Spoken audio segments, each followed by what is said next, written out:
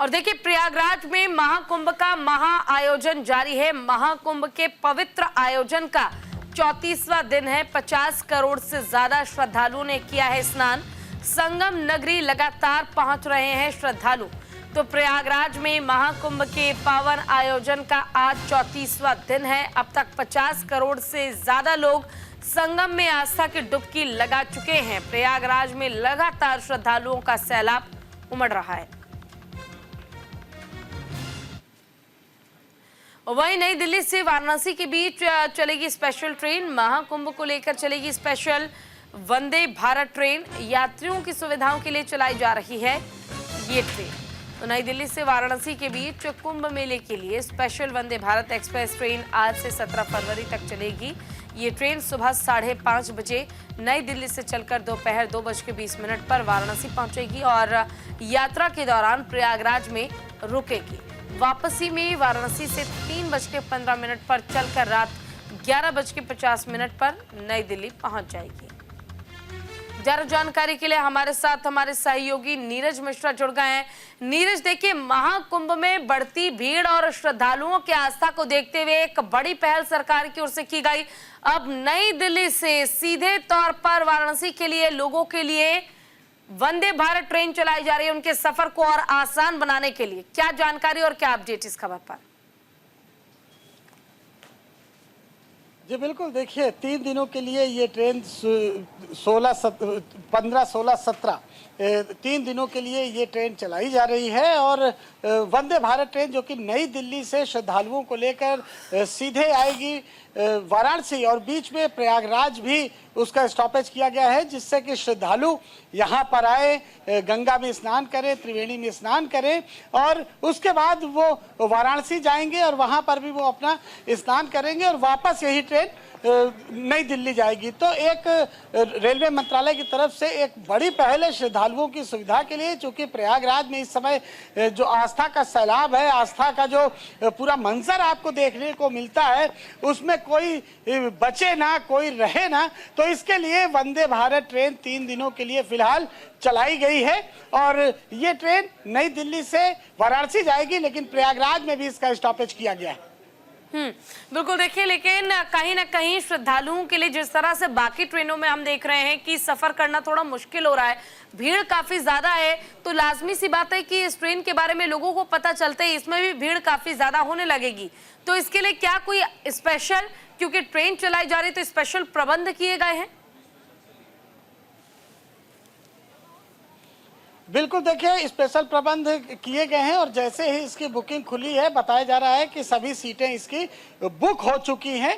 जो श्रद्धालु हैं नई दिल्ली से प्रयागराज में संगम स्नान करने के लिए आना चाहते थे, वो काफ़ी दिनों से इंतजार कर रहे थे, क्योंकि रेल मार्ग की स्थिति सबको पता है कि किस तरह से श्रद्धालु यहाँ तक पहुँच रहे हैं। मन में चूंकि भक्ति है, संगम स्नान करने की इच्छा है, जान रहे हैं कि 144 वर्षों बाद ये महायोग आया है, तो कोई भी नहीं चूकना चाहता। और सरकार ने भी इसी तरह के प्रबंध किए हैं कि कोई भी व्यक्ति इस समय किसी भी तरह संगम पहुंचे, आसानी से पहुंचे। इसके लिए हर तरह से हर विभाग, चाहे वो केंद्र का हो चाहे वो राज्य का हो, अपने अपने तरीके से श्रद्धालुओं के लिए तमाम सुविधाएं दे रहा है। और इसी के तहत रेल मंत्रालय ने 3 दिनों के लिए नई दिल्ली से प्रयागराज होते हुए वाराणसी के लिए वंदे भारत ट्रेन चलाई है। चलो ठीक है, आप बने रहिएगा, आगे भी आपसे अपडेट लेंगे। और देखिए, कुंभ में व्यवस्था बनाए रखने के लिए बड़ा फैसला लिया गया। महाकुंभ मेला क्षेत्र में बना फिर नो व्हीकल जोन। वीकेंड को लेकर भीड़ ज्यादा ना बढ़े, इसके लिए ये फैसला लिया गया है। पास वालों को नजदीकी पार्किंग में किया जाएगा डाइवर्ट। यात्रियों को वैकल्पिक साधनों का प्रयोग करने की सलाह दी जा रही है। तो महाकुंभ मेला क्षेत्र को फिर से व्हीकल जोन फ्री घोषित किया गया है। वीकेंड को लेकर प्रशासन ने बड़ा फैसला लिया। मेला क्षेत्र में सभी वाहनों की एंट्री पर प्रतिबंध लगाया गया है।